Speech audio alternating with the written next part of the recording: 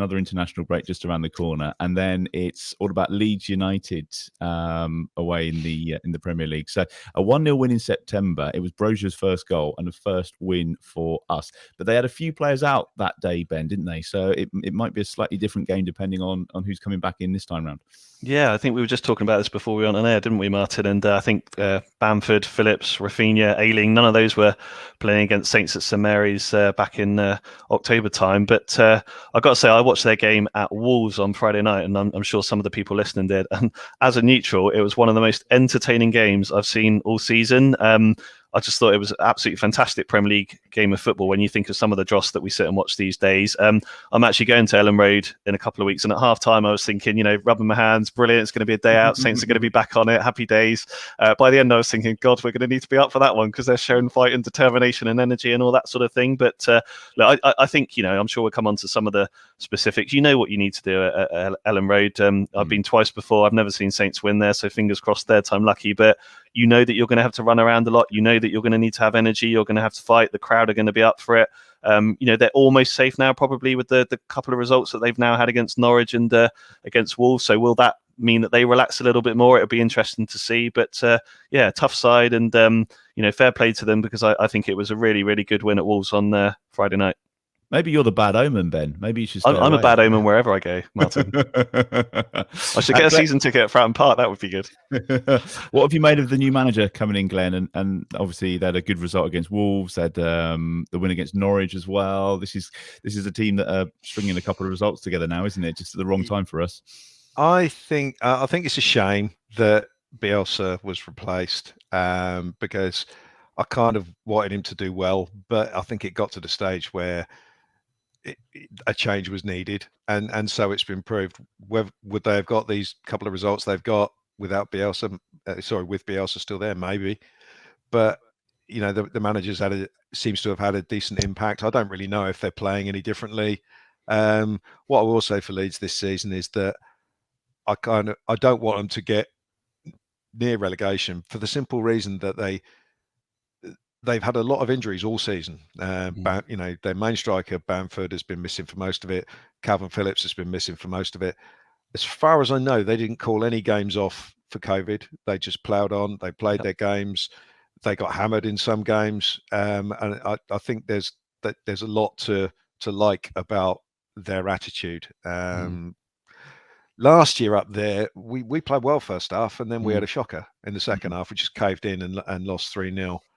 I don't know if their pitch is any better than it was last year, because last year it was like, I've seen better pitches on the Sunday Park League than that.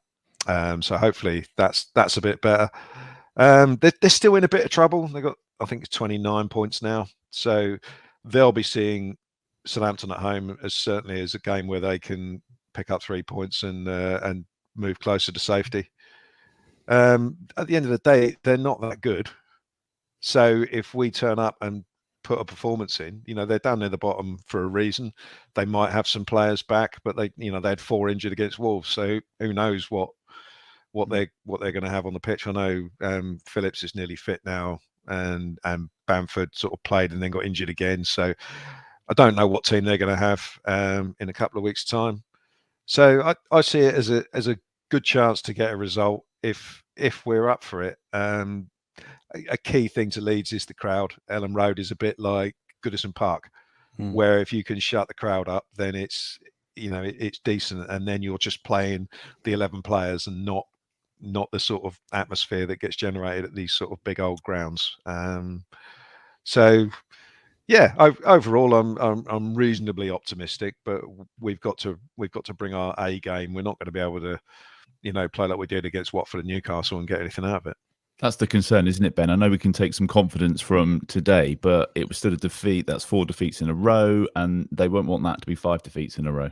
I hadn't really thought it was 4 defeats in a row until you said that, Martin. That's depressed me a little bit, actually. So, that goes back to the again, what we were talking about earlier. It's really important now that Saints don't let the season fizzle out and end up finishing 15th, and us all feel we've taken a very, very small step forward from where we were last year. So, they've got 2 weeks now to recharge the batteries. I appreciate other clubs have as well. A bit of time to work on the training ground, start to think about how they want to approach that game. But it's going to come down to heart, gut, determination, all those sort of things for that game at Leeds. And their tails up. I think they'd lost 4 in a row before they'd won these 2 games. So maybe we can follow a similar pattern and start to turn it around again.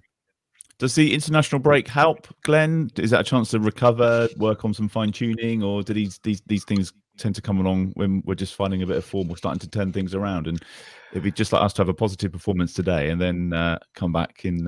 Yeah, well, at the end of the day, it's not like we're on a 3-match unbeaten run or anything like that, is it? I don't think it's a bad thing for us to be having an international break at this stage. I mean, I don't know how many players are missing. I know it's the World Cup playoffs, and obviously the Scotland one's been called off. So I don't know how many players are going to be away. I don't know if Scotland have got another game, for example. I think so. I'm not sure. For Stuart Armstrong to disappear too. I don't know how many teams are, have got players missing. So, but I don't think it's a bad thing for us at the moment to be having a couple of weeks where a majority of the players are training at Staplewood, and that's it really. Mm. And who starts for you, Glenn? Are we reverting back to that what we would call our favourite 11? Do you think is that if they're all rested and ready to go, is that where we go? To be honest, it would surprise me if we didn't. There's a question mark at the Stevens or Bednarek at centre half, but I think with Armstrong and Elyounoussi both having really good games today, I'd be surprised if they're, if they're replaced, simply because none of the alternatives have really put their hand up in any of their substitute appearances and said they have to be picked. Tino was back to his best today, so I don't see Perot coming in at left back. And I think that the 2 main strikers will be back in place. So, barring any injuries or COVID absences or anything like that, I don't see our team being massively different to what we've had. What has been established as our best 11, if you like. Do you agree, Ben? I know the front 2 put a shift in today, didn't they? But there was nothing in that to suggest that they deserve a start. No, I think the front 6 kind of picks itself. That's tried and tested the last few weeks. I think a bit like we had the goalkeeping tombola last season. I think it's the fullback tombola at the moment, isn't it? So as Glenn says, it's probably, I think we all know that Ralph's very fond of Tino. Tino, I thought was really, really good today. But is he too attacking for a game like Leeds, where you might need to be a little bit more defensive and try and stop their wingers and things like that? I think they've all got Harrison and Dan James, haven't they? And people like that are quite nippy as well. So do you potentially go with someone a little bit more defensive in Perot and KWP? But I think if you ask me now, I would probably go Tino at right back, KWP at left back, and then everything else I think kind of picks itself, assuming Bednarek comes back in at centre back, Martin.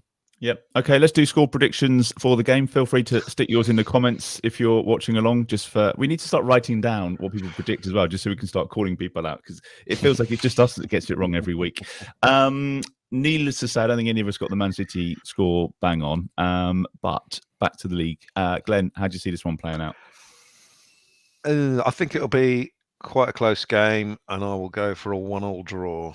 A 1-1 draw, right? And Ben, you're going to be there, so yeah. I forgot that. 4-1 to Leeds. That's what I feel like I should go with. If Saints take their chances, then I think Saints will create chances. But I have a fear that I think Leeds are going to be really up for it, and I think Saints will be on the back foot for a bit of the game as well. So I'm going to go for an entertaining, assuming we take our chances, 2-2 draw.